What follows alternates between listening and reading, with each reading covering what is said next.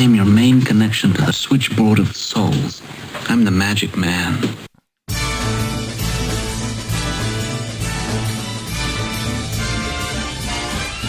Good morning. Christmas rocks. Merry Christmas. Merry Christmas. Merry Christmas, you wonderful old Billy and Lone. Tony Caravan. You've been subjected to a highly sophisticated form of propaganda. It's just what you need, and not what you don't. If you're really Santa Claus, you can get it for me. And if you can't, you're only a nice man with a white beard, like Mother said. Okay. Oh, no! It's the holiday season.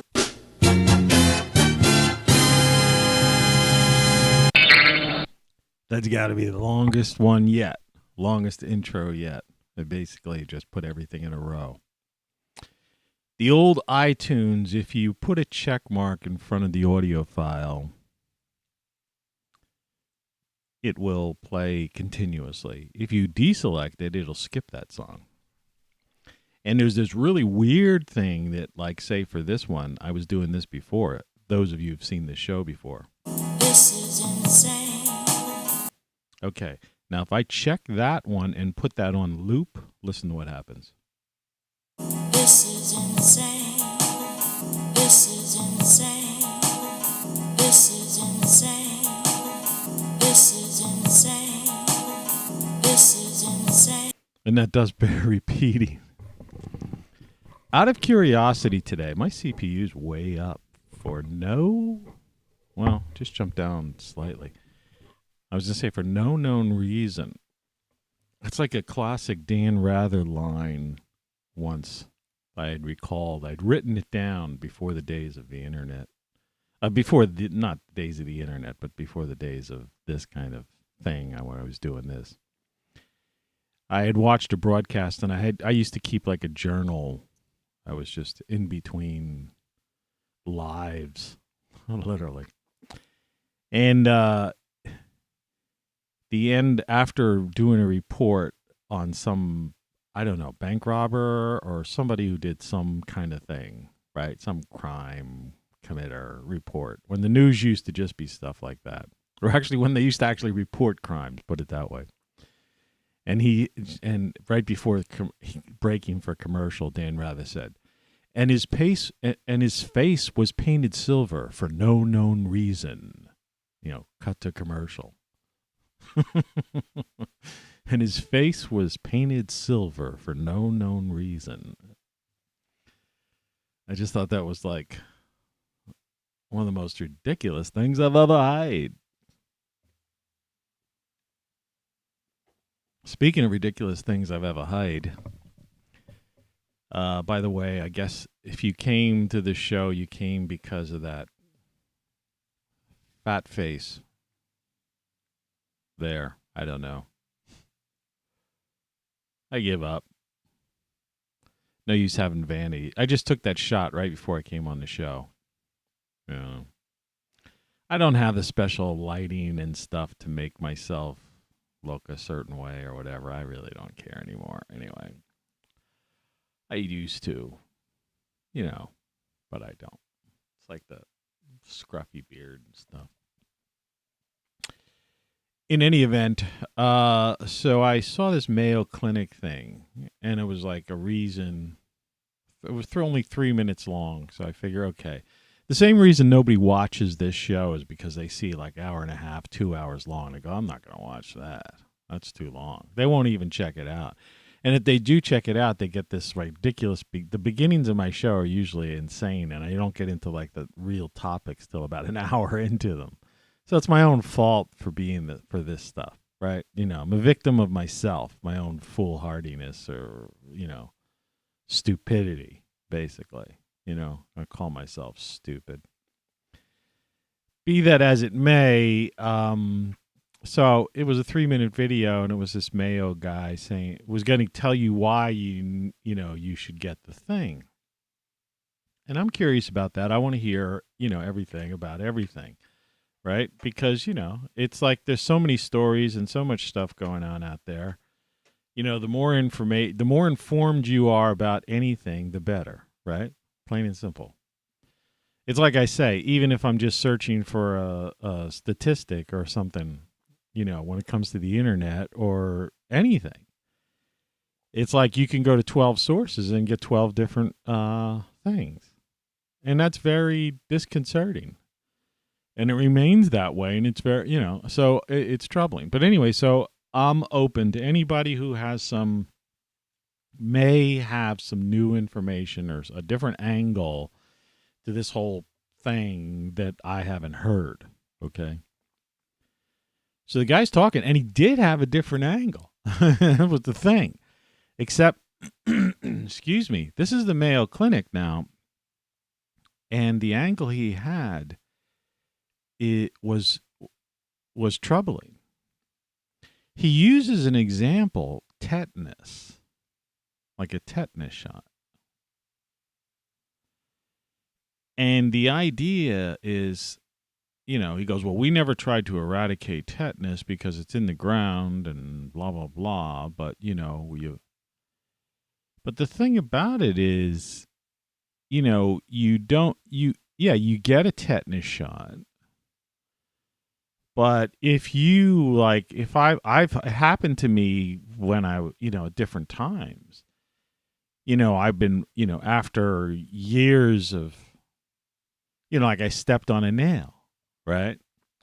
And I went to the doctor or whatever, and they would say, well, when was the last time you had a tetanus shot? And you'd say, oh man, years ago, when I was a kid or something. Well, here, we better, just in case, let's give you, they'll clean out the wound and they'll give you a tetanus shot, booster, so to speak, right? But otherwise, you would not have, because unless you, step on a rusty nail or cut yourself with a piece of something weird, you see what I mean? And you usually have that once as a child. And then I think when you're 50 years old, there's like 10 things they recommend you do, right? One of them is to have a tetanus booster shot, which I did. I had that, I think. Yeah, I'm pretty sure. And I work out in the yard, so I'm constant gardening. You're exposed to different things, and I'm repairing my roof. Yesterday was a disaster. I'll get into that in a second. But they want you to have a colonoscopy. They want you to have like a whole. I don't know what the list is. The 10 things you do when you turn 50. Something like that. We could look it up in case. Look at that. How did that happen? Wow, that was sensitive. I shouldn't even be on that. Okay. Let's just look this up, and then I'm going to talk to you about the insanity I had to deal with yesterday. My computer is acting up.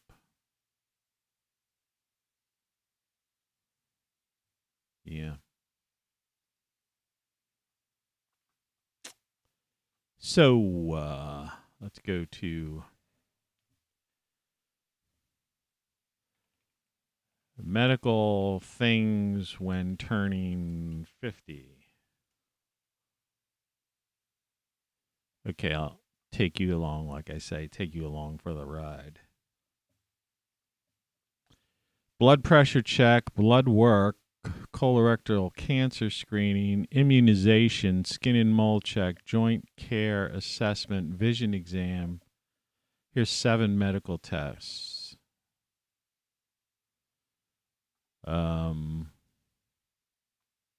What's this from? The checkup. Common Health. They're always trying to sell you something.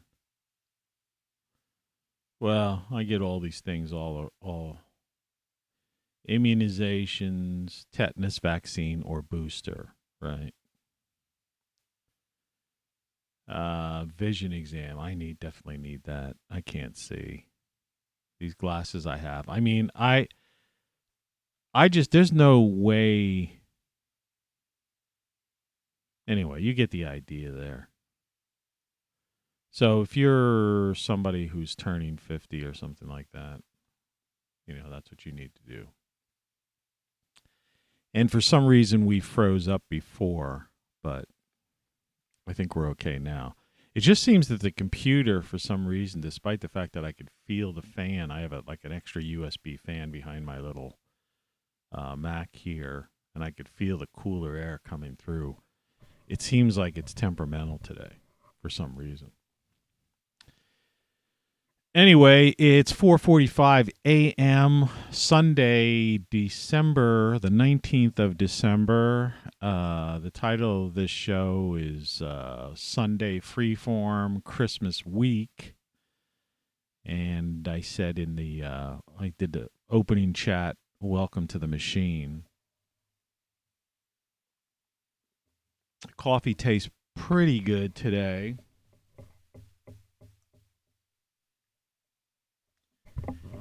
And it's earlier than it was yesterday. I didn't sleep as well, but I slept through the night. The cat didn't bother me as much, but here's the deal. It rained on and off. It started during yesterday's show. Like I came down from yesterday's show, everything was fine. And then yesterday's show wasn't the greatest. I may even delete it. Like I'm going to start going through and just getting rid of some of these shows that don't really have anything profound in them. I mean, now the day before was like an outrageous show. It was it would have been too. What I'm trying to do with something is inform and entertain, right? That's the concept of this thing, right? So it's got to be something that's interesting, informative in some way, even if it's far out and taking you down a rabbit hole somewhere. That's information, and that also then that could delve into entertain. But likewise, entertaining means, could be, all this other, stuff like this, This is insane. You're listening to Tony Caravan Live. And see, I had that thing click, so it's going to just keep doing it. Oh, no. Stop. Okay, that's entertainment. And if you really wanted to be entertained, it's really funny. Really funny. It's really funny. So I do the show yesterday. It's a run-of-the-mill show. I took a break halfway during it. I don't recommend watching it. I'm going to delete it after this show. I would have deleted it before, but sometimes that's complicated. There's a process going on, and it could affect this particular webcast, as I call it. And I always take a lot of sips of coffee because it just came off. It's like my first coffee. So anyway, I do the show, feed the birds, because yesterday was a little bit later show. It was starting to get daylight out, but it was starting to rain a little, drizzle a little, but it was light enough, Anyway, I'm done downstairs, and I'm going to go upstairs and watch the playback of the show, because that's like kind of what I do first thing in the morning. So I inform and entertain myself. It's more entertainment for myself. Then I watch some other YouTube stuff until like the day begins. What are you going to do? That's like, this is retired life. Anyway, that was the intention. So I'm walking up the stairs. I get to the top of the stairs, and I feel a drop of water on my head. And I look down, and the floor is wet. So, because I had a disaster in the hallway before, but I thought I had put all these like cat litter boxes up in the attic that there was no way water would get down to that spot. So I had to go grab a towel. Luckily, I have a dehumidifier right there. Turn the dehumidifier on. And I go in the other room, and there's a leak like behind the door, and I have to try to wedge a bucket back there, which is impossible. So the leak is like in the corner of the door where the hinges are, so it'd be hard to get a bucket. And I didn't have anything smaller, but the leak was like right almost in that nightmare number 2. So then I decided, okay, I got up in the attic and deal with this. So I go up in the attic. Fortunately, I have light up there. I take a flashlight with me as well. And it's insane. there's like a new leak. And I'm out of like duct tape and, like some of the emergency things where I could maybe try to put some duct tape to divert the flow of something into a... All I could tell you is that it was a nightmare. I was up and down the stairs, and then it stopped raining, fortunately, for about 4 hours in the middle of the day. It didn't stop until like 11 o'clock or something weird like that. And then it picked up again at 4 or 5 and into the night. But by about midnight, it was over. It was just a drip I could hear upstairs, but going into a bucket, so like a water torture thing I've talked about in the past. So that was my Saturday yesterday. Yeah. Totally, absolutely panic. Just craziness. And, there's nothing I could do about it. And it's like cold and damp out there right now. It looks like things are still dripping, in places. I sprayed the crap out of the upstairs with like Lysol, and I have some of this air sanitizer, which is also made by Lysol. Like a lot of people don't know that the can of Lysol itself, the traditional can, I usually get the crisp linen because it has the least, that odor of it just seems to dissipate. You don't know it's there. Never get the smelly stuff. But they have this stuff called Nutra Air. See, Lysol in the can, even though it's a spray, some people think they like spray it in the air. No, that Lysol is like a contact spray, and it kills germs. It's one of those kills germs on contact thing. So if you have Lysol spray, the stuff that you couldn't buy like a year ago, but now it's back on the shelves, like toilet paper. It's just that they've raised the price of everything by, so many bucks. It's ridiculous. I can't believe the price of toilet paper. Price of toilet paper, Charmin, like, for example, in my area, is doubled. And you used to be able to get like a Walmart brand Lysol for like $2.70 or something weird like that. I don't know. It's less than $3. It was $2 something.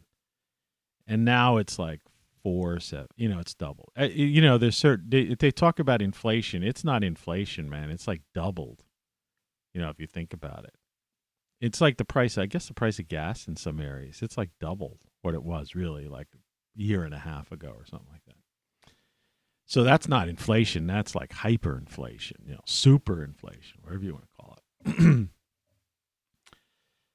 So anyway, but this Nutra Air stuff, they do make something. It's really hard to find, but you can find it if you search hard enough. And so Lysol makes a thing that's a combo that actually you can spray in the air, and it'll kill bacteria and viruses in the air.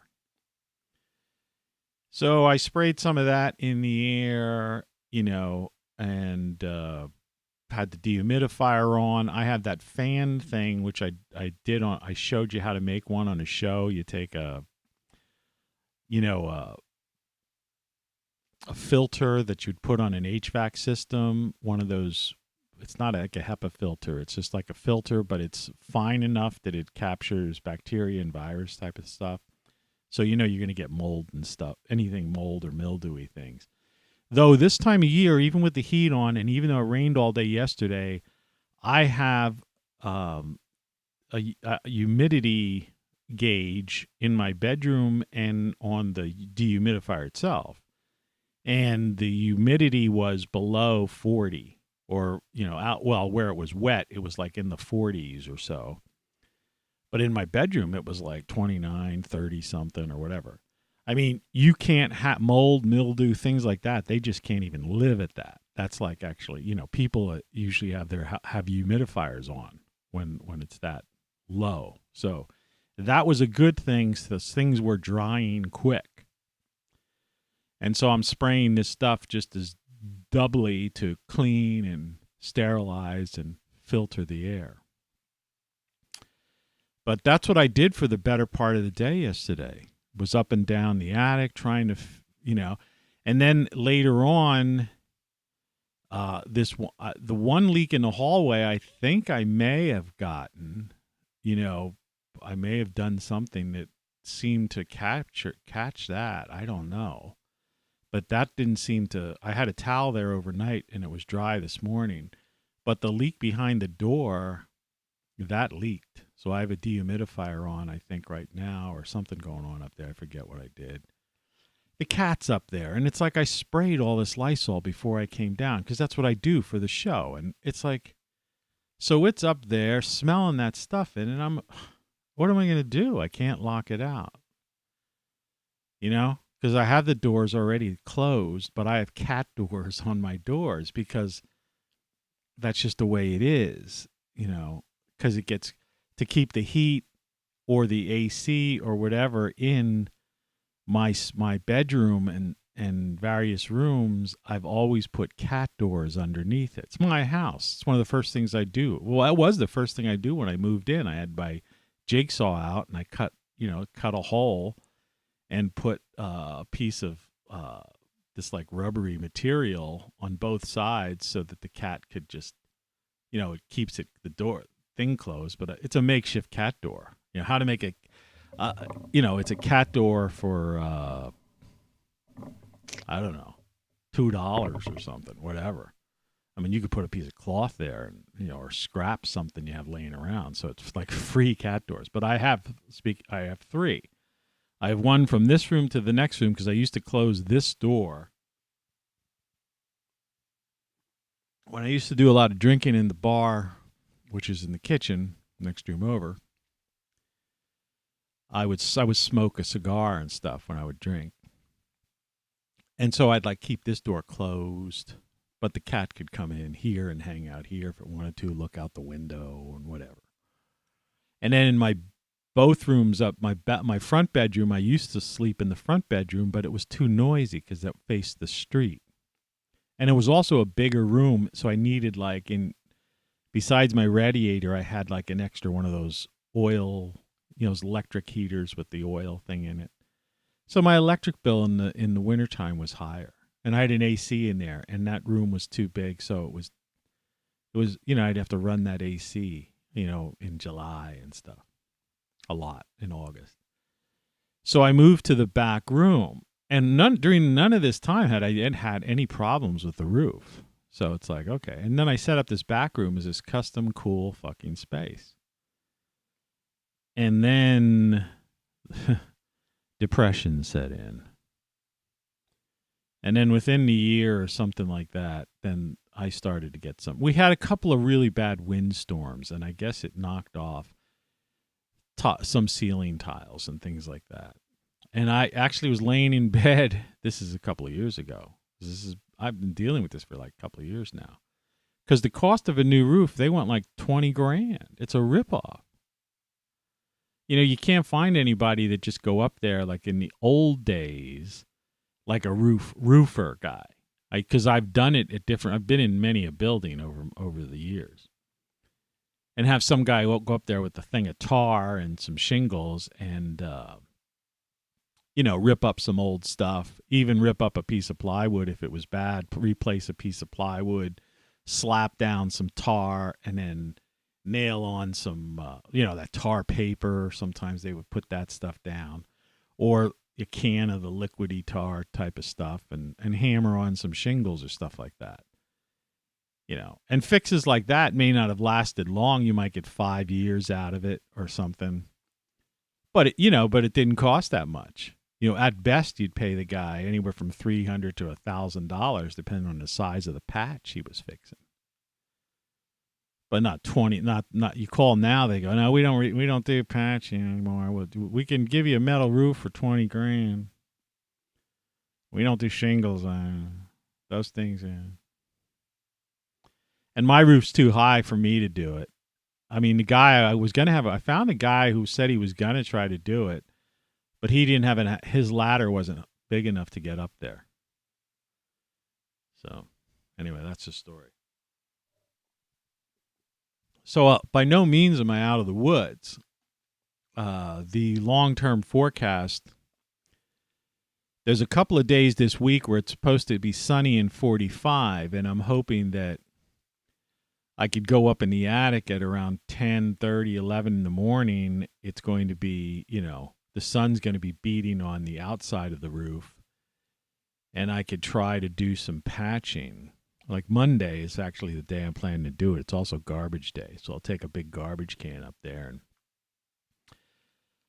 I'm going to have to, I don't really want to talk. Even talking about this gives me, not chest pains, but I mean, it's like I almost need a chill pill or something. I don't feel well. That's how annoying this is.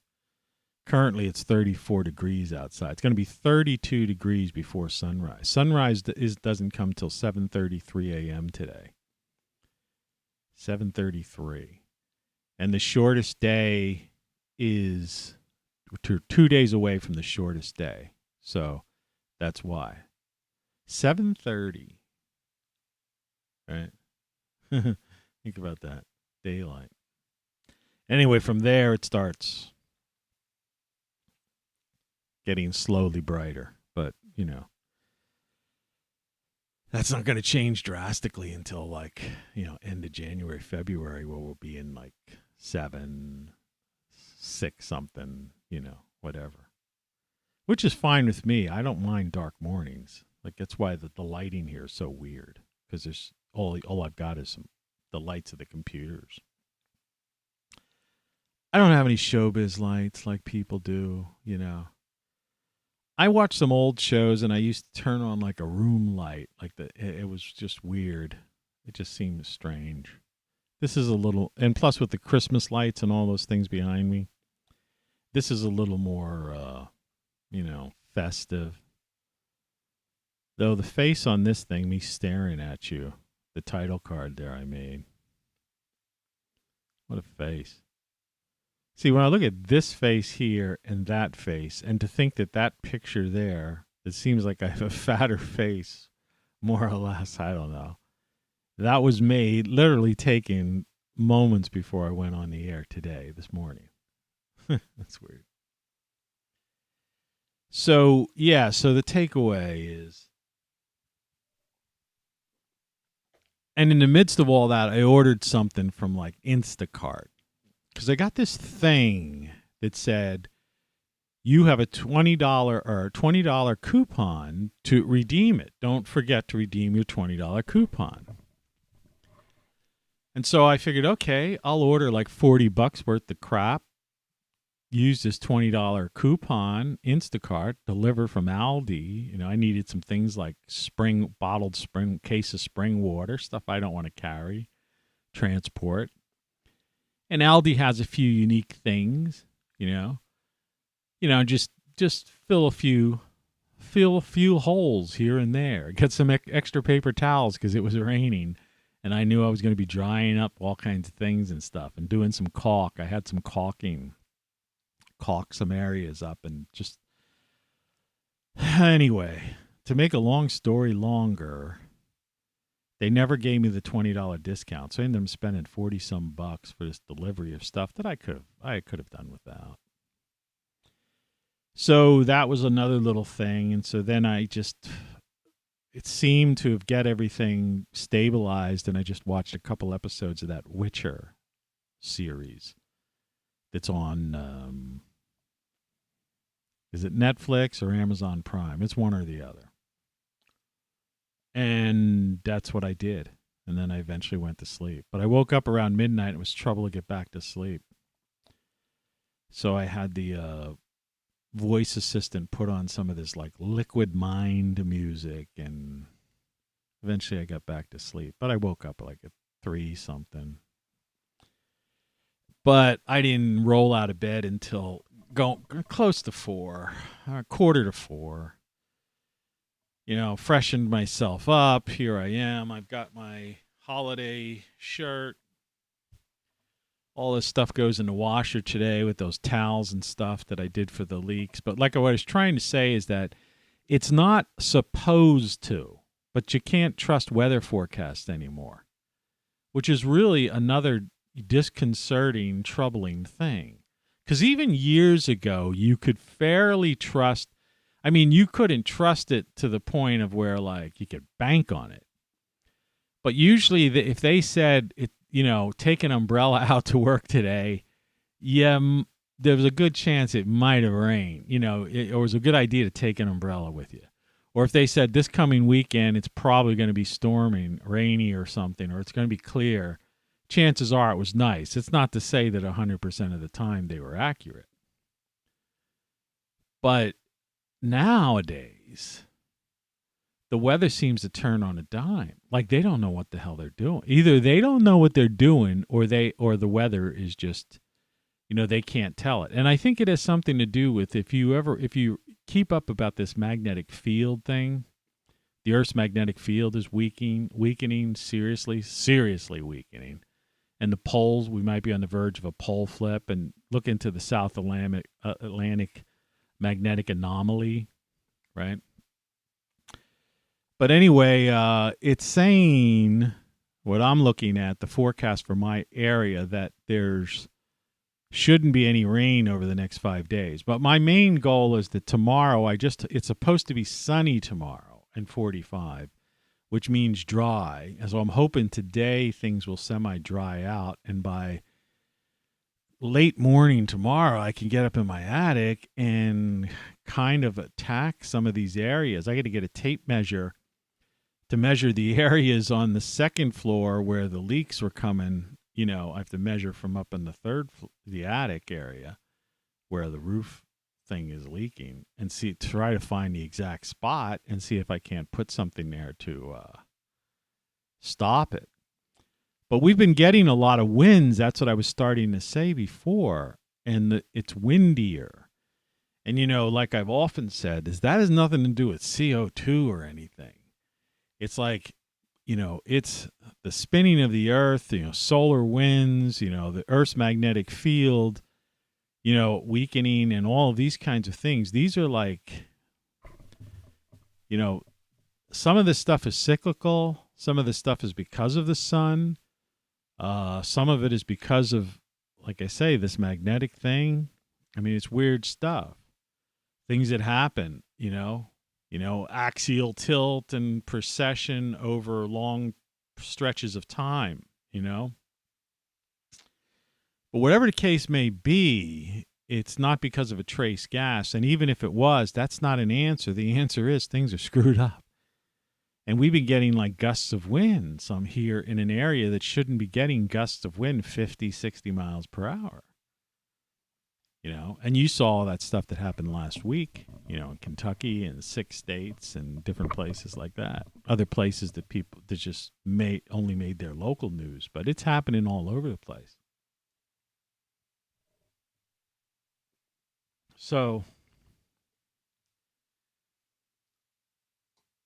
it's like no sooner do I fix or have an intervention for a leak, then there's a wind event, and it knocks off another ceiling or a roofing shingle thing or something, and a new leak develops. Oh, man. I don't even like talking about it. It's like I'm all, it just affects you mentally. But anyway, that's life. So, it's, life itself. It's an excursion into the odd and into the very, very different. This is insane. I have that thing clicked. I guess I'll keep it like that, just to surprise myself. But yeah, life itself, what are you supposed to do? What can you do? You just live. This is a Sunday Freeform for those of you who are looking for something to watch just for the sake of it. I'm here to keep myself company. I'll watch this back. Maybe it'd be too depressing for myself.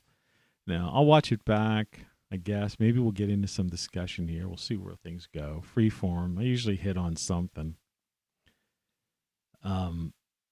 But, that's it. You just need, in these crazy times, it's just, YouTubers are doing what YouTubers do. I wish I could be I'm a little more animated and like some of my crazier shows that were just like action packed for like 2 hours, and I could look up and it's like, geez, the show, it's like I got to end this show. It's been going on for so long. And I didn't even realize it. And it was funny and it was crazy, zany. But, you know, it's hard these days, you know? That's the thing. So, I don't know. Wait, here comes a brother I know for sure can rap. I miss some of these old ones. We haven't heard them in a while, you know? This calls for some big scratching. Yeah. What else do we have here? I miss these days.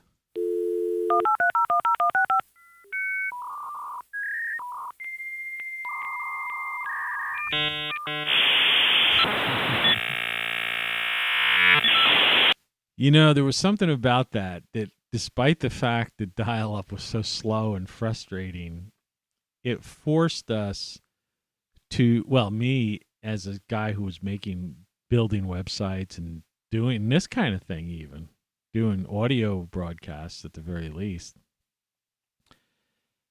it forced us to push the technology and push ourselves to the, you know, beyond the limit, because we were trying to get around that limited bandwidth that we had. It was a fascinating time. The computer that I'm playing this sound effects on is an old G5 running Apple's. I have programs on here that are running OS 9.2 or whatever it is, something like that. And that would have been late 90s. Yeah. So I have 20 plus year old software on here. Still works. The computer still works fine. Knock on wood. I don't use it. I use it mainly just for this purpose, though I do have an old version of Photoshop, InDesign, Illustrator, Freehand, and of course the great and glorious Claris homepage, which was Apple's original. Apple had put out its own program for building websites, which was one of the best, but they just discontinued it. You know, they sold the company. It was Claris. That was during that time, I guess, when Steve Jobs got kicked out or something, and then he came back, and then it was a whole new thing again. But Claris was already sold, and Claris also had a program called FileMaker Pro, which is probably still around, I think, or some iteration of it. And they just wanted FileMaker Pro. FileMaker Pro was interesting because a lot of people use that for like server-side, includes or whatever, reply. So building websites that you could actually, access information from a server, and it integrated well with Claris homepage. However, the company that had bought, well, it would have been Claris, whoever bought Claris, they just got rid of the homepage, the website builder. That was a tragedy, and they never updated it. But I still have a version of it that runs, and I've actually fixed a couple websites because I stopped using Adobe. But Grab another flashback from yesteryear. Flashback from yesteryear, Funky. I mean, that's how I started this whole thing a year ago with a lot of these sound effects, I do wish we could chat longer, but I'm having an old friend for dinner. Don't make me angry. You wouldn't like me when I'm angry. I am not a number. I am a free man. You betcha. I've resigned. I will not be pushed, filed, stamped, indexed, briefed, debriefed, or numbered. The Prisoner, that show. You can watch that. I think that's on, one of the channels, the Netflix or Amazon Prime. If you dig deep in, sometimes you can see that. I noticed it was on there. I didn't want to. I had recently, when I say recent, in the past couple of years, I had recently rewatched the series. The one that I want to look for, and I forgot, and I'm going to actually write this down now. I got to write a note for myself because I'll forget. The old, I got so many notes here that I haven't followed up. The old index card. Do you know what an index card is? Some people don't even know what an index card is. All right. When I say Avengers, I don't mean, Marvel or any of that comic book stuff. No. Avengers with Emma Peel. John Steed and Emma Peel. Yeah, I got to see if I can find the Avengers on one of those. I think I already searched, but I'll double check. Actually, we could just look now. Let me turn this on, image capture on. I know that looks weird, but it seems to be working perfectly fine. Avengers TV show. Make sure you're getting the same search, yeah. Avengers TV series. Is there an Avengers TV series? Was produced by ABC, ITV. Is Avengers TV show on Amazon Prime? Watch the Avengers Season 2. I think they might be charging for it. $1.99 an episode on Amazon. Let's see what Season 1. See, that's new thing they have, create a watch party. Buy the season for $10. Does Amazon Prime have the Avengers?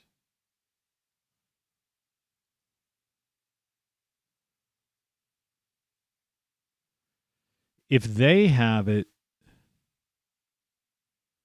yeah. Watch now from $1.99. All watch options. Let's see here. YouTube from $1.99 too. See, this is what YouTube, if you see where my mouse is, YouTube is basically turning into cable and pay cable service. That's their move in next year, 2022. Is the Avengers show on Netflix?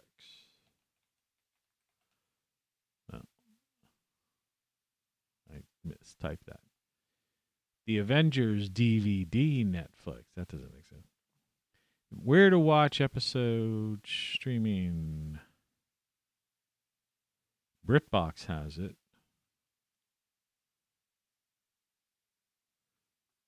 All episodes.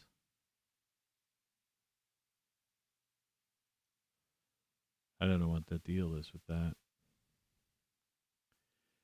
Looks like it's on Hulu.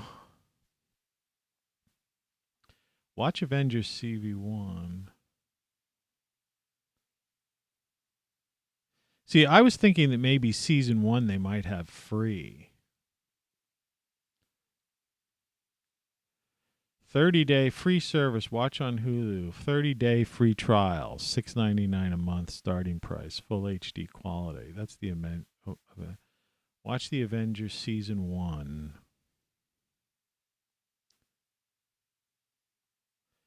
The thing about Hulu, don't they have commercials?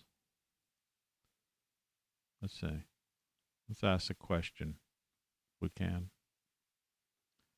Taking you along for a ride. Sunday Freeform. Does Hulu have commercials? We offer a variety of plans to choose from, which are ad-supported. Hulu and Hulu Live subscribers will see some ads while streaming shows and movies in Hulu streaming library, while Hulu No Ads and Hulu No Ads Plus Live subscribers watch those same shows without any interruptions. How do we get rid of commercials on Hulu?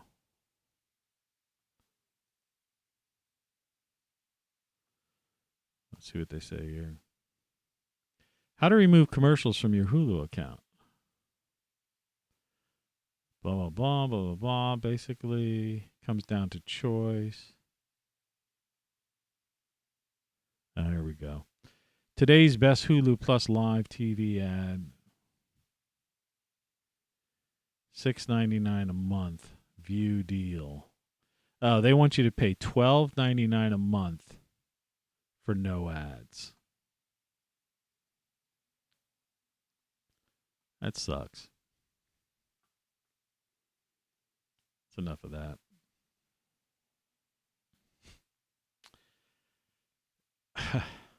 The internet ads. Ads is that's when the internet, when things went downhill. It was okay in the very beginning, the banner ads. And I was the creative director of an ad agency at the time. During that era of the banner ads. And I thought, okay, these are billboards. Because I had clients that I would, we would do radio ads, TV ads, billboards, print ads, whatever, transit ads. Wherever the demographic, your prime demographic, as we used to call it, was, you would, wherever you get the most people who would be interested in your product or service, you would go try to advertise in that area. And you certainly didn't want to annoy my philosophy when I was in the advertising business was not the annoyance. So there's some people actually, that's part of their thing, that they'll annoy you to death, overexpose you with something where it's just like the brand is like ingrained into your psyche, and then at some point, then they stop, and then it was injected so much inside that when the time comes that you need to buy a product or a thing, that's the thing that comes to your mind. I mean, this psychological head games that they play on people are ridiculous. But my philosophy was completely opposite that. I believed in in a good experience. And so I always advertised where advertising was the least intrusive and, almost inclusive in a way of almost like a sponsorship or a part of something. That's why I liked print advertising. So if someone, in a particular, in a town, if I were advertising a high-end, like say Mercedes, or something like that, or even a BMW or that kind of thing, a high-end vehicle. Well, we had they had an opera, a symphony in the town where I was, a symphony orchestra, and they also used to bring in performances like, it wasn't just classical music, but they would bring in performers, but they were of a certain higher, highbrow, I guess you would say, audience. And they would always have a program.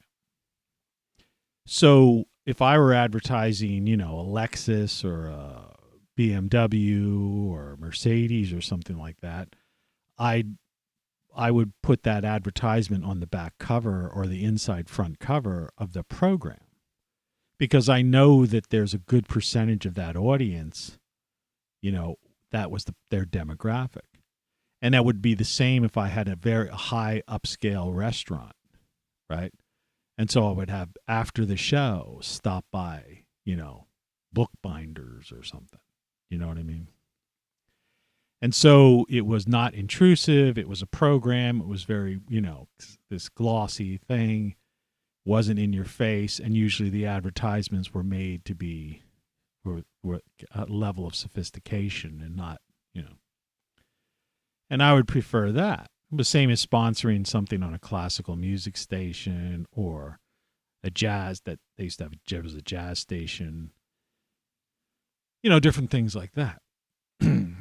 But so you try to put your advertisement with people in a way that they have a good feeling about what they're feeling good, and they have a good feeling about you. When they hear your ad or are going to see your ad, they're feeling good, right?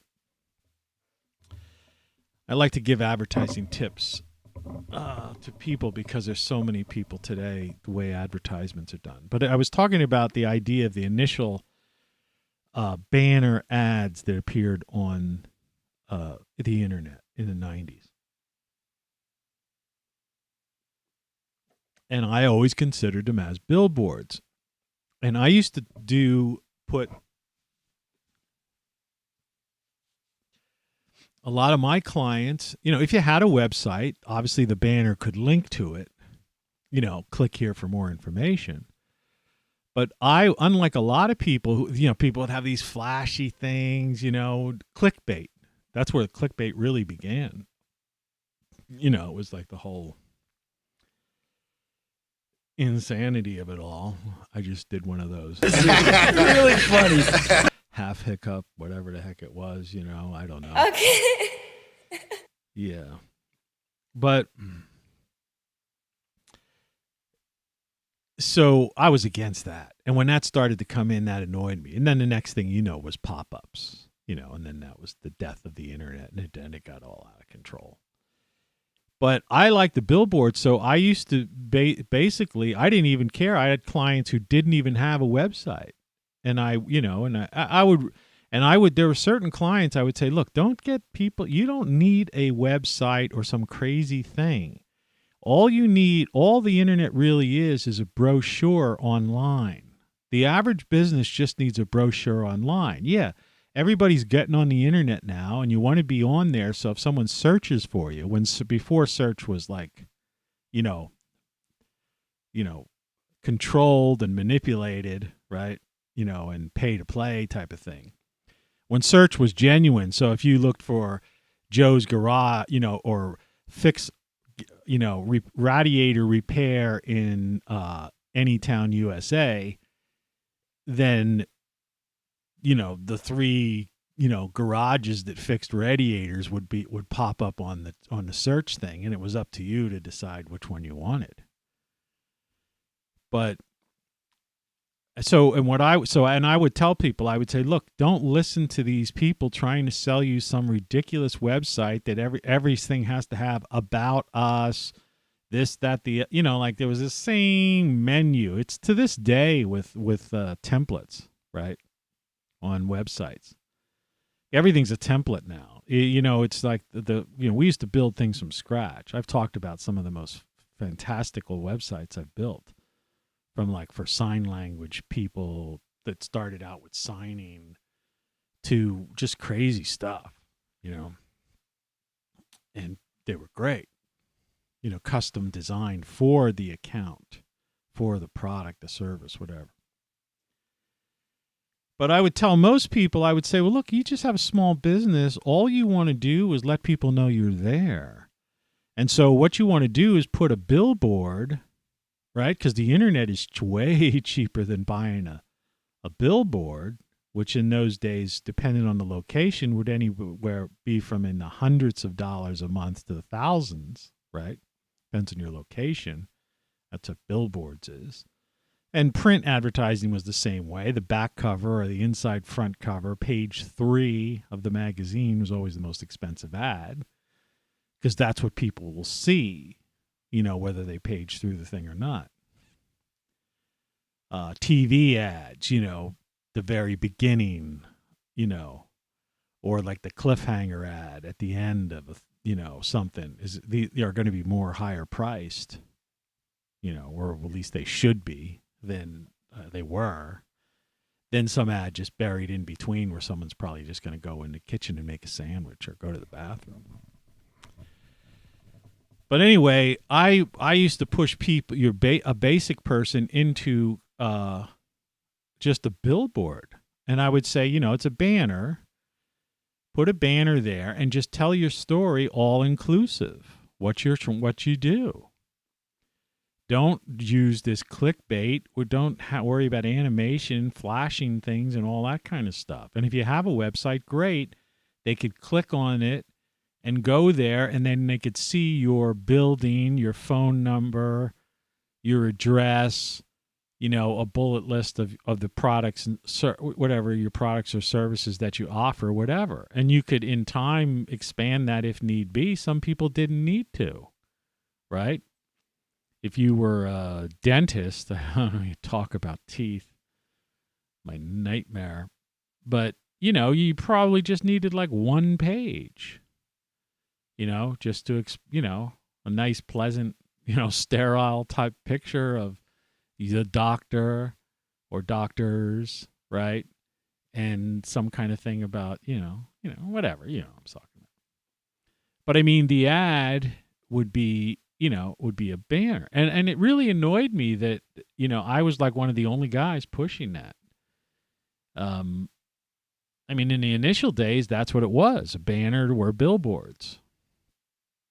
Didn't last long.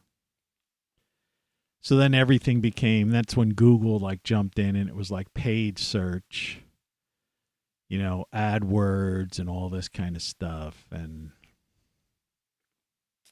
by the end of the 90s, and certainly the early 2000s, the internet was useless. I mean, that's a generalization, but I mean, it was just totally transformed into this, ridiculously monetized, crazy thing. It's like YouTube. If you don't have YouTube Premium, which cuts out the commercials, YouTube itself is a very annoying thing. And I don't know if you're aware of it, but you could get YouTube Premium just like you could buy Hulu or something like that. I watch more YouTube. My CPU just showed one of the most ridiculous numbers I've ever seen. It was like decimal points, like 10 decimal points. Weird. Still broadcasting now. I don't know. Probably because I was mentioning this. But anyway, so yeah, they destroyed it. They kind of ruined it. So you want to have, that's the whole idea. Is the idea is who wants to watch a commercial? That's how I got on this whole thing to begin with. And I made a living, publishing magazines, working for an ad agency, printing, which is in the old days was partially ad agencies were kind of almost like printers were ad agencies in certain towns in effect for people. And then I eventually ran my own. And that was like a whole chunk of my life on and off, those kinds of things in between different entertainment and other hell. You got to read my books to figure out my crazy life. It's insane. I mean, the stuff I've done. But I don't know. I took a vow of peace. And now you want me to help you kill all these men? Yes, Padre. I'll see what I can do. Yeah. So I'll see what I can do. But yeah, that is, it's like, I don't know. The more you can live life, like really live life, the less things like commercials matter to you because the less time. Like I don't have television. I don't have cable TV anymore. So I sure as heck don't want to watch commercials. And it's like, look at something like Hulu, or like I said, I wouldn't mind watching the Avengers, that was a fun show. But see, they hold back certain shows like that. And it's like $1.99 an episode,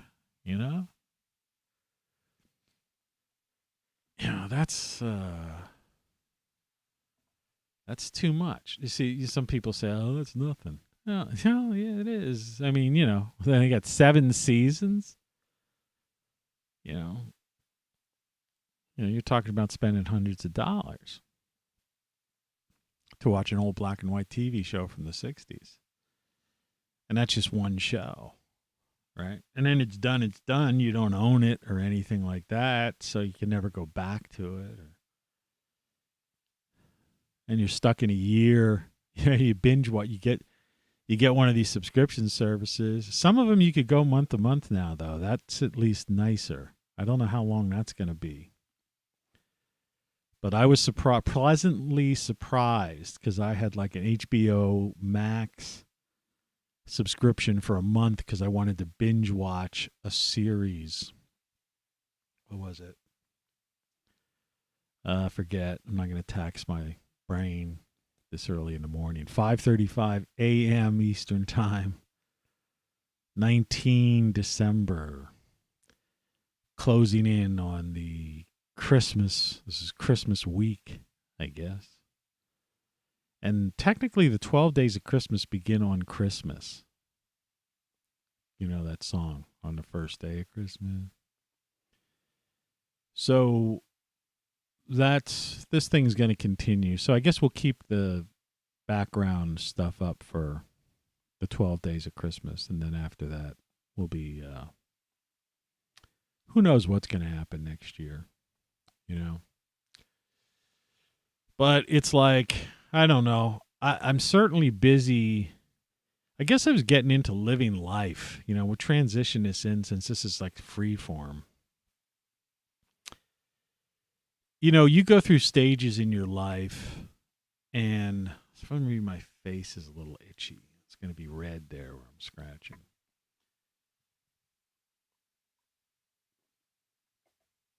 You go through phases in your life where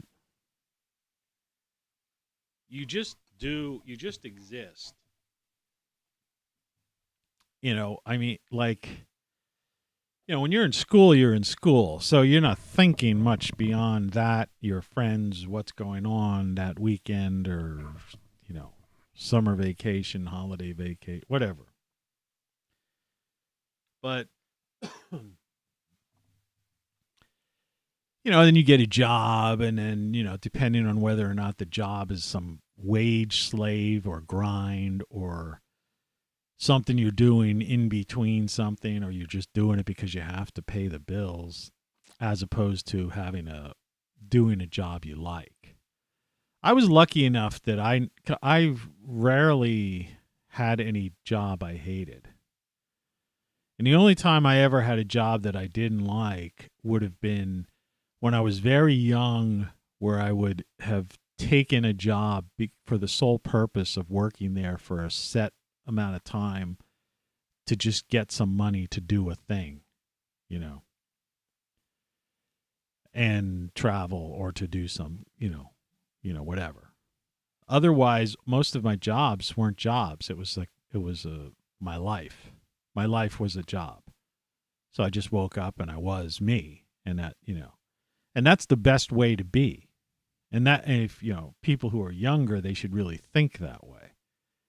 You know, what do you enjoy? What do you like? And somehow guide your life into that, so your life becomes a job. And people see these movies and these guys, you know, mostly entertainment business and different things like that, but Wall Streeters or other people and certain, you know, and they think of that as like some elusive thing that, oh yeah, I wish I could be like.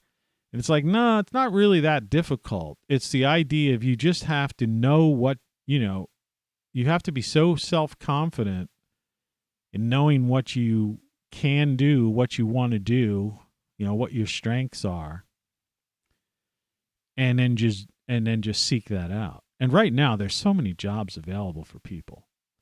You know, unfortunately, I mean, you've got all this prerequisites and restrictions and stuff because of, I don't know what's going on. Like I say, who knows? I mean, imagine that guy, you know, trying to talk about tetanus, you know, comparing stepping on a rusty nail with this thing that's like totally disrupted life for the past 2 years. And saying, and that's how it would be going forward. You know, it's like the Mayo Clinic too. It's like, you know what I mean? You just like, you know, there's certain names, you know, like Johns Hopkins Mayo Clinic and stuff, that you just assume the best from, the highest and the best. You expect excellence, and you respect their opinion. And for someone to say that,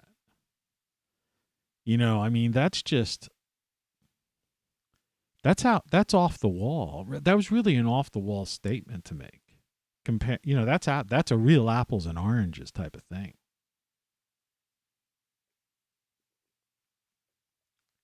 But I don't want to get into that.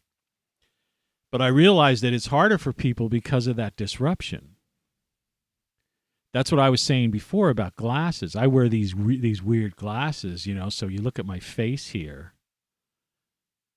Look at that head, rounded out because of the glasses. And, well, I'm wearing this stupid thing too. But and I'm trying to look in the camera, which I never really can do usually, because there's like a glare in my eyes when I do that. But these are reading glasses, so I don't wear these ordinarily. But I wouldn't mind having some prescription glasses. And it's about time I go, but I can't get to an optometrist. It's like the problem I was having getting to a dentist and stuff. And then I had the one dentist I finally got an appointment with, it was a bad, she was a quack, ripped me off. So now I'm a month behind on my water and sewer bill because, I had to pay her an extra. My water and sewer bill is like $120 a month. Could you imagine that? A month. One guy in a house, right? That's it. How much, and I, and then there's, these people have 3 kids or something. They're flushing the toilets, taking 5 bath showers, right? Washing, dishwashers. I don't have a dishwasher or anything like that. I basically have a bowl of cereal. I wash my bowl of cereal. And for lunch, if I make a soup or something like that, I eat it out of the pot. I put a pot holder thing down on my bar counter and spoon the soup right out of the thing I cooked it in to sit. Because why am I going to put it in a bowl and do all that stuff? Instead of sandwiches, I make wraps. And I just make the wrap right on the cutting board. I'll slice up some various things that I'll put in it, roll up this wrap. And so it's not like I'm using a whole hell of a lot of water. Hyperinflation. Everything costs more money. It's This is insane. This is insane. It's the truth.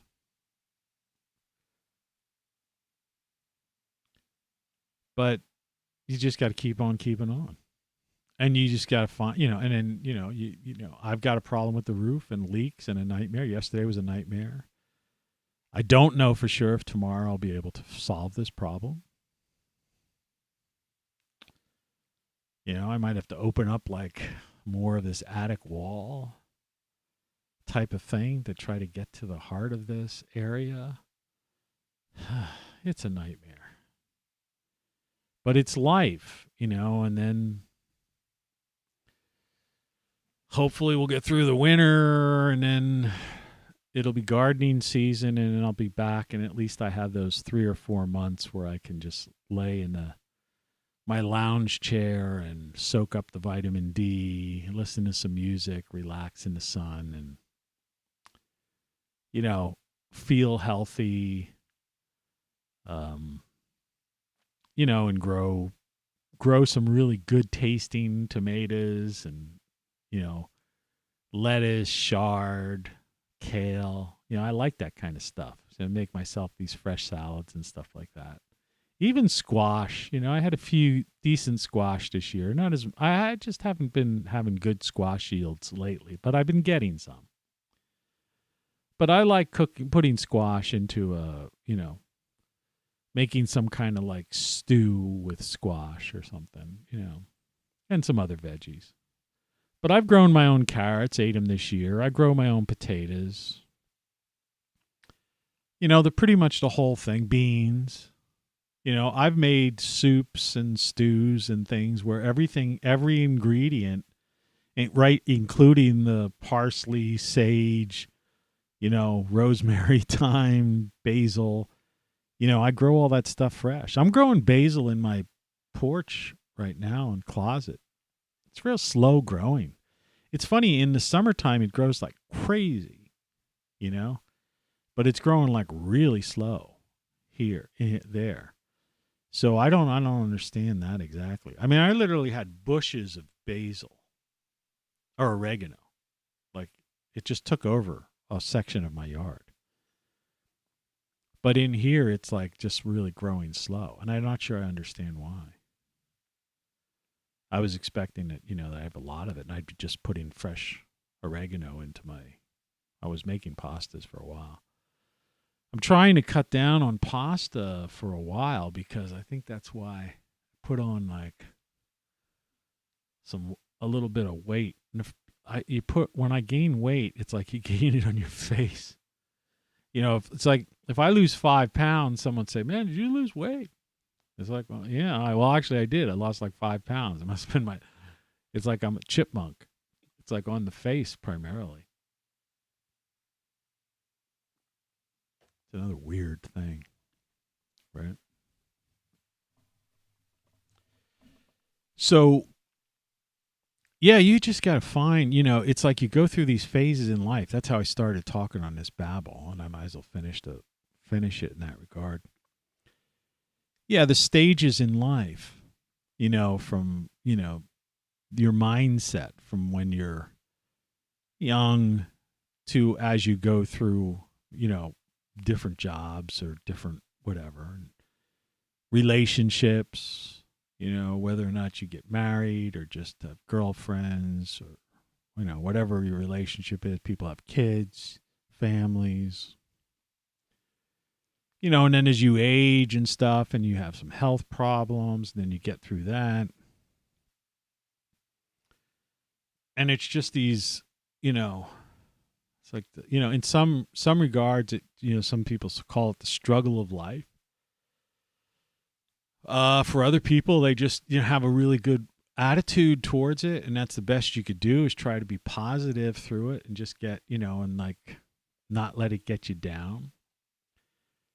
I think the people that throw all these things at us, the corporatocracy, as I call it, I think they bank on the idea that humans just take and adapt, take so much abuse and adapt to it, right? They count on that.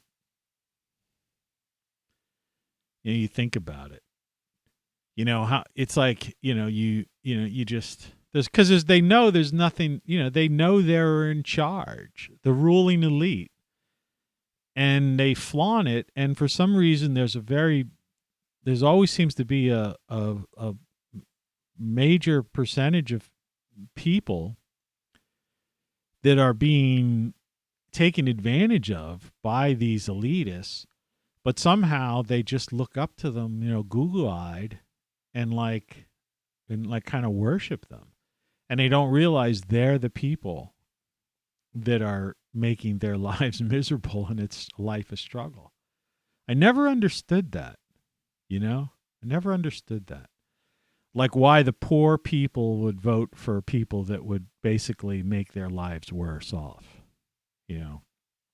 It's like even right now, there's like, there's a thing going on where you get, if you're at a certain income level, you get a free phone. They used to, or you get, it's like some kind of $50, I don't really know, but I think it's called the Emergency Broadband Benefit Program or something weird like that. Well, anyway, I received an email because I guess I qualify for that somehow or whatever, but it doesn't work where I don't know. It doesn't, I have one of these phones they sent me, and like I talked about this in another video, it doesn't really work here in this house. for some reason. I don't know if it's because it's old-fashioned aluminum siding or the previous owner, turned the house into a Faraday cage.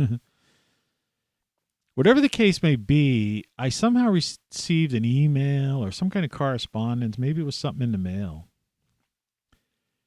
And it was something that they are reducing the benefit from $50 to $30. Okay.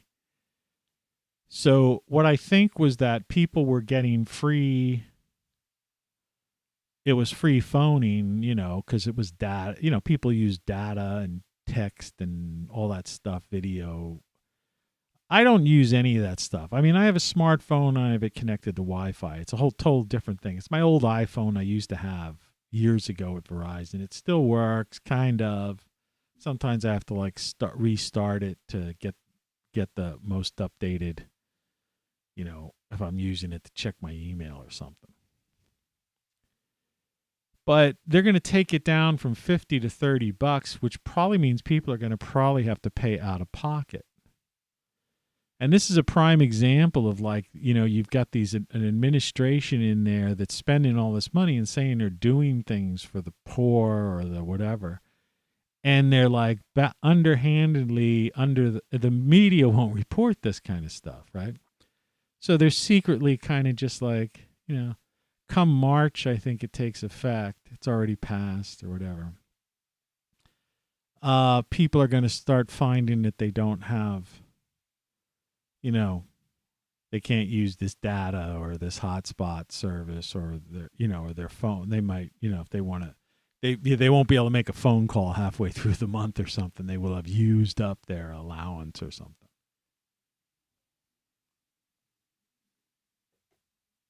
But even that, they'll just adapt and adjust to it,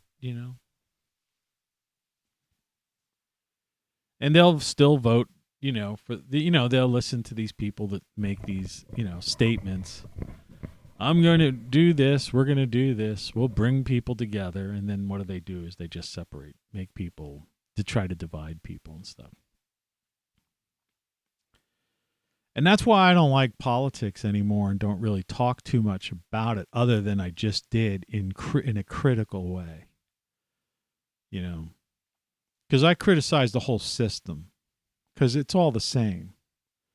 Because first of all, politicians tend to criticize the other side, right? Because it's like team sports, I always say. And whenever one gets in power, and that's what it is, because it's a power grab, the other one just does their damnedest to prevent the other one from doing whatever they, getting anything across. And then every now and then you have, some group that seizes power completely, like almost now is pretty much, we're going through some weirdness right now where I don't know. Nobody really knows who's in charge, right? But it's not like there'd be any change if the people who are in charge now weren't in charge. Because if you think about it, the last administration was like a media nightmare, right? It was 24/7 hate, orange man bad or something. And it's and there's no reason to believe that so I mean, we're beyond the point of any of that. So I think really the reality is my whole theory that I talked about this past year about this being the former United States, Western civilization has collapsed, and that what were once nation states are now corporatocracies. And things like the World Economic Forum is basically the Davos set is an organized crime syndicate. And the world is being run by an organized crime syndicate.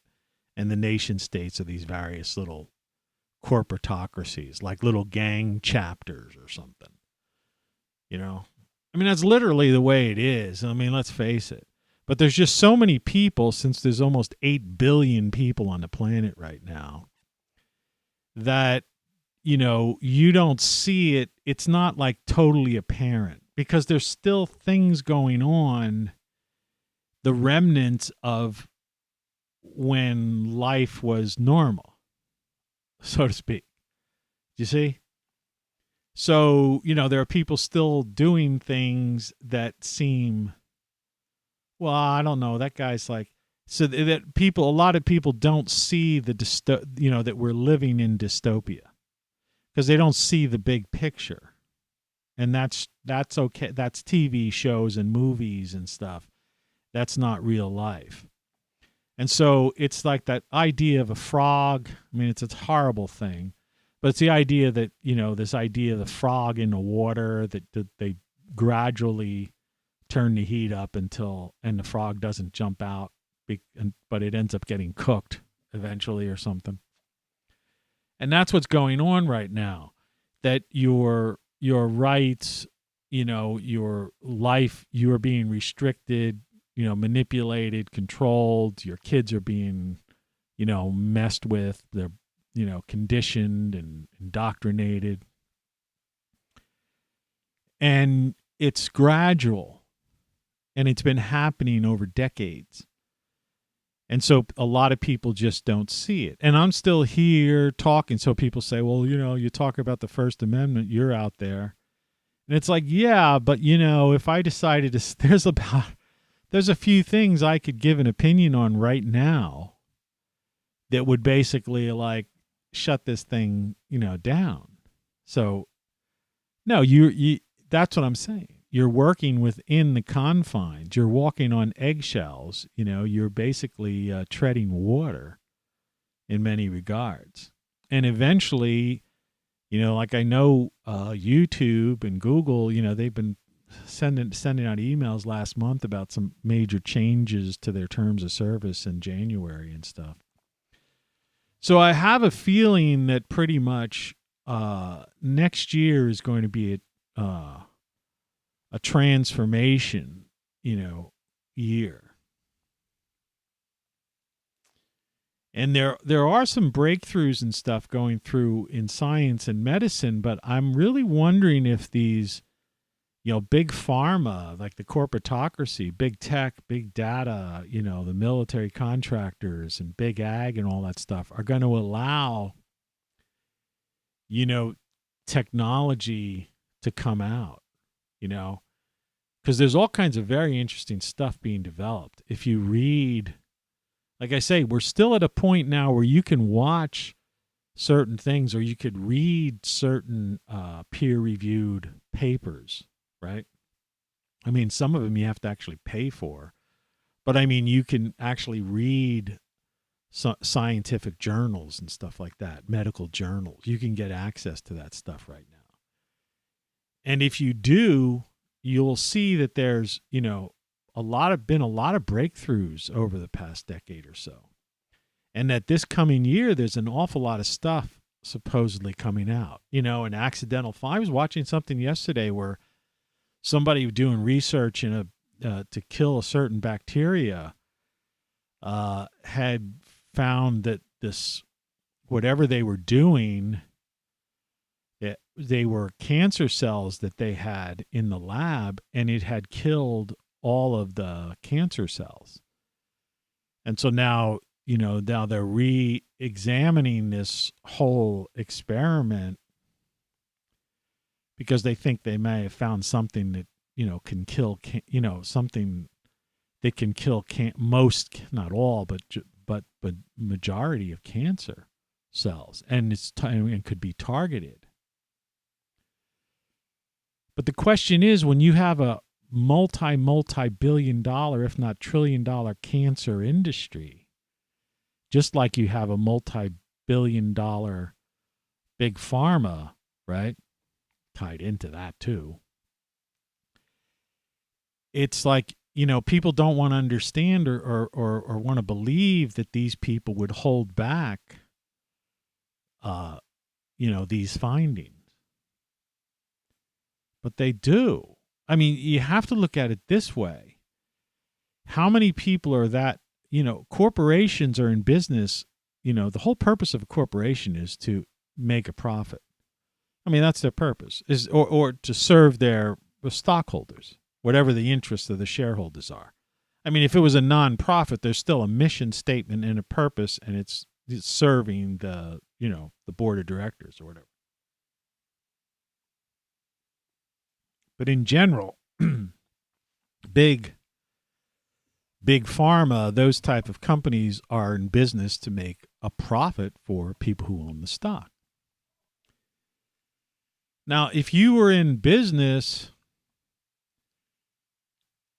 and suddenly there was a development that came across through your R&D department that would put you out of business, a multi-billion-dollar, a company making hundreds of billions of dollars a year, okay? In other words, a trillion company that does trillions of dollars of business every, twice a decade or something. Like Apple's a $1 trillion company or something. A lot of these companies now are approaching like $1 trillion. Alphabet, Apple, but they're all like major $100 billions of dollars, right?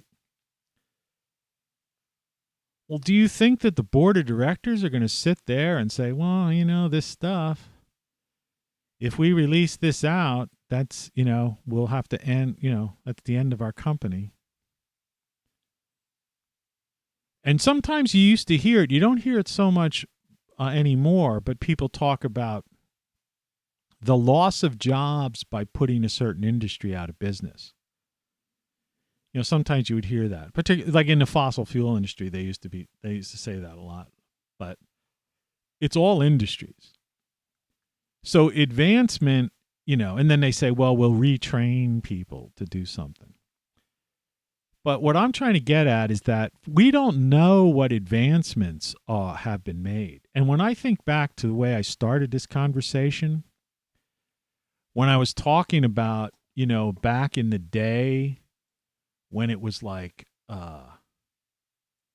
this thing,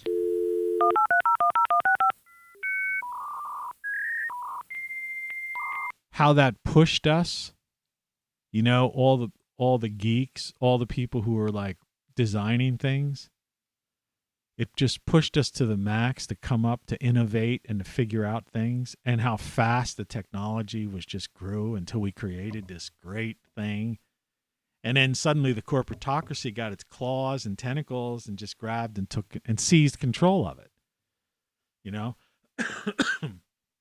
It's even like what's happened with YouTube. It's becoming a pay TV service, cable TV with pay TV channels.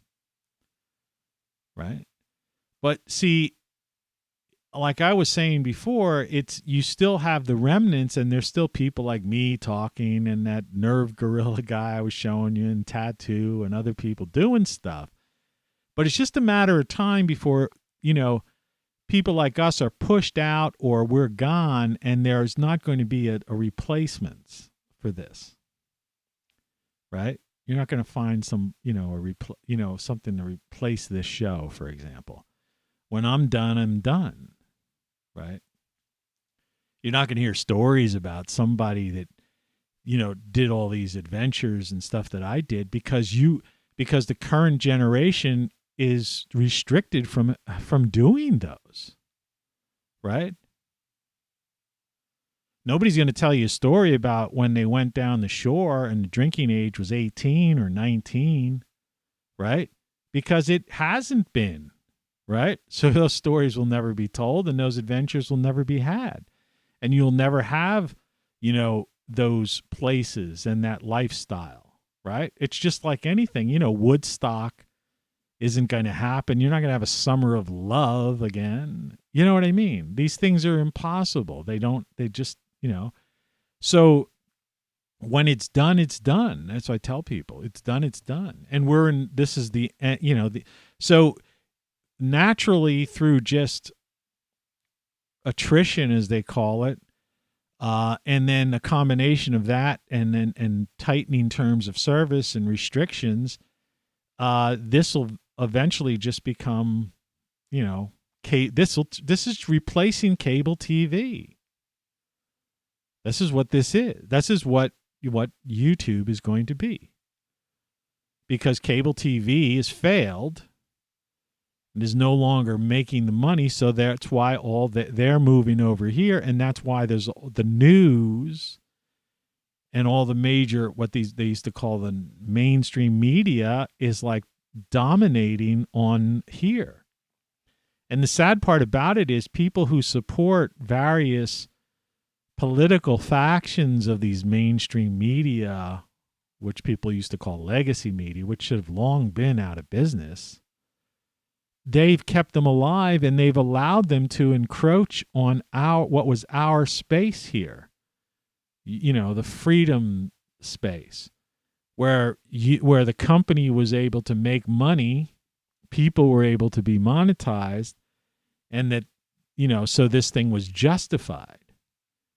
But it's basically fading. And just because it seems like I'm still here and these other people are here and there's still this far out stuff there, it doesn't mean that it's going to be that way, like indefinitely. It's like it's getting more and more. I mean, it already is commercialized. You have to pay YouTube in order to not see commercials. And these long form shows, I mean, I don't know how someone could stand, because this show, I have no idea, because, you know, I'm a part of a group premium plan, you know, commercial free plan, which is like a godsend, right? But I have no idea what it would be like for someone to watch this show, like how many commercial breaks there might be. Because I vaguely remember watching something years ago, because I hate commercials. I mean, I will not. And you can't fast forward through commercial breaks. Like, you used to be able to dismiss them. Now, a lot of times now, you can't dismiss the commercial or fast forward it. But, you know, who knows, on a 2-hour broadcast, you know, there might be, you know, a dozen commercials or more. Well, that just ruins the flow of the conversation. You know, you forget. You know, this is especially something like this. You know, suddenly this is interrupted by some ad for DirecTV or something. It's like you forgot what I was talking about. You see, so it destroys it. You know, and so people say, well, how are they supposed to make money, monetize, or whatever? It's like, you know, be creative. Do what we did in the 90s. We figured things out, you know?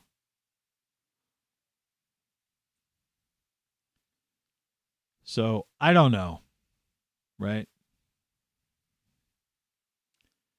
Where we're headed. And, like I say, it's these phases of life that you go through. And I know at this juncture, for me, it's becoming more and more frustrating, at times boring, you know, and the struggle of life, you know, seems, you know, to be more in the forefront than it was, and your options are become more and more limited. And so it's like a pay to play society almost right now. And the elite have done that.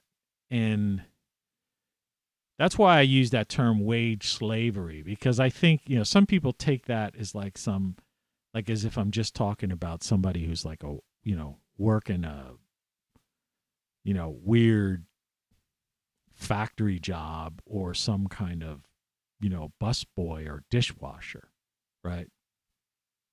No, yeah, they're wage slaves, that's for sure. All right, but those jobs are being eliminated. Those are the robotic jobs, right, that Elon Musk is trying to eliminate. No, I mean, there's somebody making $60,000, $80,000, $100,000 a year could be a wage slave, right? See, your cost of living, you know, is what is how you gauge, whether or not you're a wage slave or not. So depending on where you live, I mean, that's why I live where I live, because it's cheaper to live. So it's within my ability to, where it may be a struggle, and it is a struggle, but it's doable. Okay. It's manageable with frustration at times, many times, but there are good times too, and relaxing times in between the floods, whatever, the rain, the leaks. But it's a good thing I have ingenuity and stamina to do these kinds of things. But boy, man, because most people, sometimes you just feel like rolling up into a ball and saying, just, ugh. But if someone's living in some neighborhood that, in an area where the taxes are extremely high, and their mortgage is extremely high. Like before I moved here, like I said, it was costing me a couple $1,000s a month basically to have that apartment I had. And so that means I needed the first $25,000 I made went to basically, living, basic survival. So, and then then you throw in, and then you just keep adding on to it. So you add on to a car and car insurance, right? You add on travel, you add on if you wanted clothes, if you needed entertainment, and you could easily double that. Then you're at 50. This would be years ago. So, not years ago, but several years ago, a number of years, 7 years ago. But the point is that where someone would say, oh, if you're making $50,000 a year, $60,000 a year, you must be doing okay. You can't be doing that bad with $60,000. But it depends on where you live. See, if I lived here and had a $60,000 income, it'd be insane. All right. But where I was before, a $60,000 income was nothing. And people in New York have $120,000 income in some areas, and it's nothing. I knew people were paying $5,000 a month rent, $3,000 to $5,000 a month rent for apartments in Manhattan, and they weren't like ginormous places. So that's what I'm trying to say. It's all relative. So you could be a wage slave, and you could be making high. The tens of thousands, high tens of thousands, or even six figures. And if your cost of living at the end of the day or the end of the month, you don't have anything left over, you're a wage slave, And what do you do when the game's over? Well, you want to retire at 55 or something like that. You go like, oh, I can't. I quit. When I quit, because these houses now, the price of real estate, isn't going to be like it was when your parents bought a house and they got 10, 20 times when they sold it, they got 10, 20 times what they paid for it initially. So they had this big retirement chunk of money. And then back in the same day, some people had pensions, right? And then 401ks and all these other plans. A lot of the jobs now people are just, they're like independent contractors and stuff. They don't even have health. That's how they get around. They don't even have health benefits. So they got to pay for health benefits. So it's crazy, and it's encroaching in on your freedom and your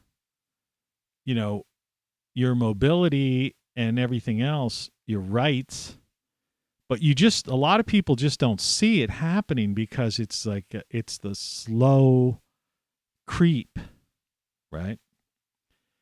And there's still people like me talking about it. Now, I've just been trying to, throw the warning sign out to people.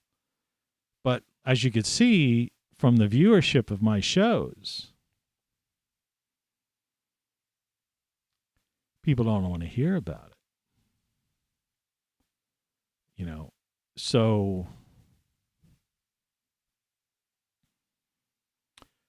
their loss, I guess. I don't know. I mean, it's not your loss. If you stayed with the show this long, you obviously get it. And you see it. But there's not much you can do about it. And I guess that's it too. And I guess that maybe, as I fade, sorry about that. See, this is how I'm not making $60,000 a year. All right now. I'm living in poverty level. You could actually see the guitar. See that guitar thing? It's an old lapel, like metal guitar lapel pin I put on the microphone just for the hell of it. I got so much goofy stuff. I have no use for any of this stuff anymore other than just stage props. It's like this. Hey, Scotty. Yeah. That's another reason why I do this stuff, because I have all these props. I mean, and that's what they are now. Life has become, you know what I mean? Because I don't even utilize them that much anymore. I used to. Even the guitar. I have an electric over here, another electric and an amp over there. I don't even know anybody. Like, I wish I knew, like, I don't have, I'm not around any family, or I have nieces and nephews, or even second or third cousins twice removed that I would be, meet at some family event or something and say, hey, and then someone would say, oh, he wants to learn guitar. He's looking, or I could say, here, give him. I would, I don't really care about, because you can't sell stuff. Nobody ever wants to pay the price for it. It's more trouble than it's worth. And, eBay, the shipping, you can't do it because the cost of shipping's too high. And then these other services where people come to your house and stuff like that. You don't know who these people are. They're just scoping and staking you out. Plus, half the time, people who would buy stuff. I have tons of stuff I could sell. But it's like, people might have a job and they might want to come over at night or evening after work and stuff. It's like, I'm already upstairs. Look, it's 6:17 a.m., but I started this show like 5 something. So you imagine a guy gets up at 4 in the morning. What time do you think I'm going to bed at night? Right? Yeah, I went to bed last night at 7:00, right? More or less, somewhere time around there. So it's like, yeah, I'm in bed by the time, It's just weird. I don't know. It's strange. But these are interesting things to talk about, because this is the type of conversation I would never have had 10, 20 years ago, 25 years ago. I mean, the whole world was just exciting, and we're still experiencing all kinds of crazy stuff and challenging and all that stuff. And, some people may say, oh, it's challenging now. There's AI, AR, VR. And I've had shows where I talked about all that stuff. And I wrote my book, Codex, here. You get that. It talks about it. And this book, Then What's an interesting flow of consciousness book. But, people aren't buying it. And they don't listen to my songs. But like I say, I've noticed it on Apple Music, Amazon Music, and Spotify. The wrong songs are at the top. So it's like people sample some of the songs. They go, this sucks. This guy's not that good. And they'd be right, because some of those songs were like just my first attempts at trying to do this. I was like kind of working stuff out in real time in the real world, But the internet's forever. So Spotify has you have to go down Apple Music, iTunes, if you want to hear Virtual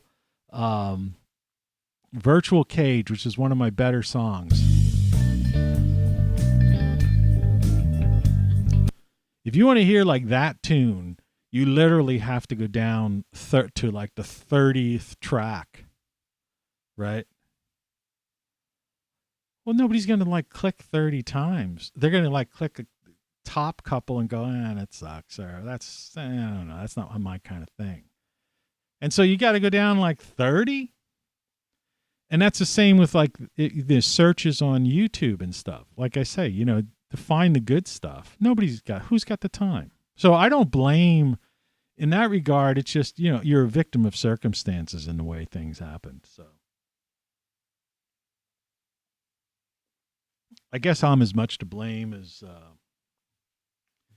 the system and the way things turned out. So it kind of sucks. So this note about the Avengers, I guess, is useless since Amazon Prime is charging and I don't think Netflix has it. Too bad. I used to like that show, But I still have a couple episodes of Witcher to watch, so I'll be doing that. Today I have nothing to do. Everything's still damp and weird out there. I'm hoping to hell that there's not a change in the weather today. Do you know what I mean? Like I'm just hoping this forecast holds true, that tomorrow truly indeed will be sunny and 45 degrees in the daytime. And Tuesday's supposed to be sunny and 45, which means that gives me whatever, if I put like silicone sealant and different things up there, I'll have like 2 days for it to dry, at least. But you can't tell now, it's like, it's not really, it's not the way it was. Everything's changed. Anyway, so I don't know. I guess with that, It's the holiday season. This is insane. This is insane. I got it. This is insane. Good morning. I forgot I had that on. Just got rid of it. Anyway, that's it for today. And I guess I'll see you tomorrow. Stop by ROCKFLUX.com. That's my website. Like I say, if I ever disappear from this platform, check out TonyCaravanLive.locals.com. I probably could do a live stream there. I think I have 2 more left. I think I get 5 per month on there. They're saying Rumble's going to allow you to do live streaming next year, so that'll be interesting. But you could always go to ROCKFLUX.com or TonyCaravanLive.com and find out what's going on if you want to get any of my crap.